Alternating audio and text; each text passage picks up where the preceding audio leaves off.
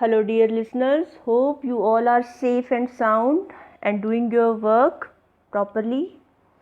So, dear children, today we have taken page number 32. The name of the chapter is Jungle Safari. Have you ever visited any national park or wildlife sanctuary? कभी गए हो आप wild life sanctuary में या national park में या zoo में? I hope आप सब ज़ू में तो ज़रूर गए होंगे। ज़ू तो आपको मालूम है क्या होता है। ज़ू मतलब चिड़ियाघर, जहाँ पर एनिमल्स को केज में रखा जाता है, कैद करके रखा जाता है ताकि वो ह्यूमन बींग्स को हर्ट ना करे। और बेटा वाइल्ड लाइफ सेंचुरी क्या होती है? It's an area of protected land that provide protection and suitable living conditions to wild animals. Wild life sanctuary एक ऐसा एरिया है जहाँ पर लैंड को सुरक्षित रखा जाता है ताकि जो वहाँ वाइल्ड एनिमल्स हैं उनको रहने के लिए सूटेबल कंडीशंस अप्लाई की जाए, उनको प्रोवाइड की जाए। और नेशनल पार्क क्या होते हैं? It's an area aside by a national government for the preservation of the natural environment. ये भी एनिमल्स की प्रोटेक्शन के लिए, उनकी सुरक्षा के लिए गवर्नमेंट द्वारा बनाया जाता है। तो आप देखिए ऊपर दिया हुआ है, सबसे ऊपर कॉर्बेट नेशनल पार्क। ये कहाँ पर है? उत्तराखंड में। Uttarakhand, UAARAKHAND, Uttarakhand. Next is Bandhavgarh national park, that is Madhya Pradesh. ये मध्य प्रदेश में है, MADHYAPRADESH। And third is Gir wild life sanctuary, ये है गुजरात में, GUJARAT, गुजरात। तो let us begin the chapter. My excitement was at its peak. We were going to visit Kanha National Park, which provided setting for Rudyard Kipling's classic novel the jungle book. तो इस chapter में हम Kanha national park के बारे में पढ़ेंगे। तो क्या लिखा है? मेरी जो एक्साइटमेंट थी वो चरम सीमा पर थी। एक्साइटमेंट मतलब किसी चीज़, जब आपको कहीं जाना होता है या आपको कोई ऐसी चीज़ मिल जाती है जिसको लेकर आप बहुत खुश हो जाते हैं, आपको बहुत एक्साइटमेंट हो जाती है। तो जो मेरी एक्साइटमेंट थी वो चरम सीमा पर थी। पी का मतलब हाई, चरम सीमा पर, कि हम कहाँ जा रहे हैं?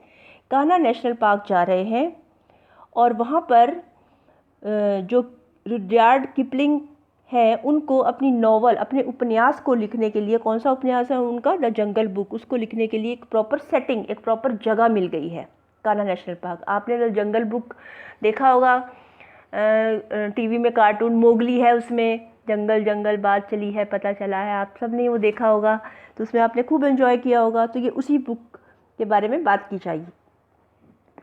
We slept early that night so that we could get up early the next morning. हम रात को जल्दी सो गए ताकि हम अगली सुबह जल्दी उठ जाएं। होता है ना, अगर अगली सुबह हमने कहीं विजिट पे जाना हो या अपने स्कूल के ट्रिप पे जाना हो तो आपको बड़ी एक्साइटमेंट होती है। रात को नींद ही नहीं आती कि कल हम ये लेकर जाएंगे, खाने के लिए ये सब लेकर जाएंगे पैक करके, तो नींद नहीं आती। तो रात को हम जल्दी सो गए ताकि सुबह जल्दी से उठ जाएं।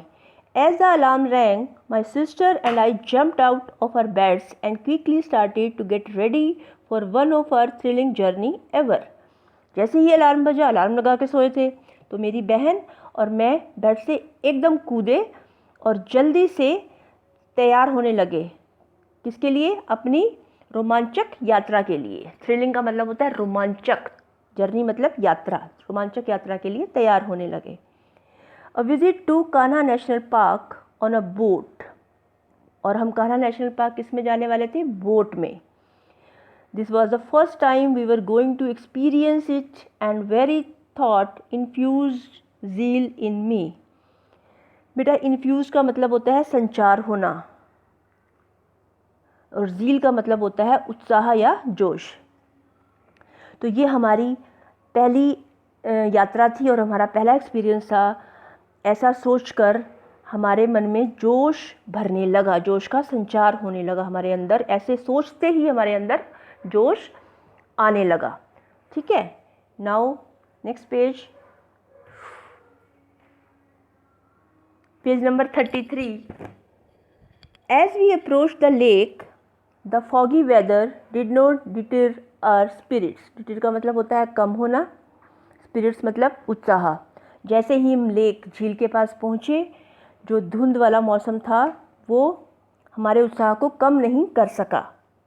There was an exclusive boat waiting for our family. Exclusive का मतलब होता है स्पेशल। एक विशेष जो बोट थी वो हमारे परिवार का इंतज़ार कर रही थी। We quickly hopped into the boat, और हम जल्दी से बोट के अंदर बैठ गए।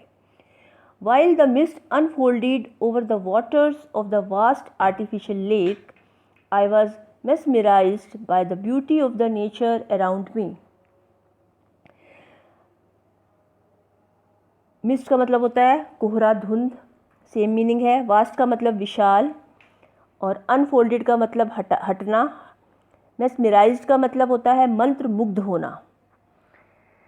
जैसे ही जो कोहरा था वो बड़ी आर्टिफिशियल लेक, जो कृत्रिम झील थी, मतलब ओरिजिनल नहीं थी, उस झील के ऊपर से हटने लगा। चारों तरफ की सुंदरता को देखकर मैं मंत्रमुग्ध हो गया। मेरा मन मंत्रमुग्ध हो गया, मतलब कि मैं बहुत खुश हो गया। Soon the mist started clearing. जैसे ही कोहरा हटने लगा, I saw the colors of the lake waters turn from silver to golden. तो मैंने क्या देखा, जो झील का पानी था वो सिल्वर से गोल्डन में कन्वर्ट होने लगा। सिल्वर था पहले, चांदी की तरह दिखाई दे रहा था, अब वो गोल्डन की तरह दिखाई देने लगा था, सोने की तरह। क्यों? क्योंकि उस पर क्या पड़ रही थी, सन रेज पड़ रही थी, सूर्य की किरणें पड़ रही थी। द रेज ऑफ सन किस द वाटर्स, सूरज की किरणें पानी को चूम रही थी। विच डैजल्ड माई आइज़, डैजल का मतलब होता है चुंधिया जाना। जैसे ही किसी शाइनिंग चीज़ को हम देखते हैं ना, तो हमारी आंखों में चमक आ जाती है, आंखें चुंधिया जाती है, प्रॉपर दिखता नहीं है, तो ऐसे हुआ, मेरी आंखें चुंधिया गई। सडनली, सडनली का मतलब अचानक। I spotted a herd of sambar deer close to the lake waters. अचानक मैंने, स्पॉटेड का मतलब देखना, क्या देखा, हर्ड का मतलब झुंड, herd is a collective noun. Sambar हिरण का जो झुंड था वो पानी की झील के पास आते हुए देखा। Their agility and swiftness left me impressed as they disappeared into the forest hastily. Hastily का मतलब तेज़ी से, स्विफ्टनेस का मतलब स्फूर्ति, और एजिलिटी का मतलब तेज़ी से, फुर्तीले। वो क्या हुआ, जो डियर, सांबर डियर का जो झुंड आ रहा था वो जंगल में जल्दी से आंखों से ओझल हो गया, मतलब कि अदृश्य हो गया। उनकी ऐसी स्फूर्ति देखकर, उनकी ऐसी तेज़ी देखकर मैं बहुत क्या हुआ, इम्प्रेस्ड का मतलब प्रभावित हुआ। तो आज के लिए बेटा इतना ही। हाफ चैप्टर हमने पढ़ लिया है और आधा चैप्टर हम कल पढ़ेंगे। मैंने आपको यहाँ पर न्यू वर्ड्स के मीनिंग भी बताए हैं, आपको चैप्टर भी बताया है, थोड़ा सा ही पढ़ाया है, और आप इसे अच्छे से रीड कर लीजिए ताकि आपकी वोकैबुलरी और रीडिंग स्किल इम्प्रूव हो। Take care, thank you very much.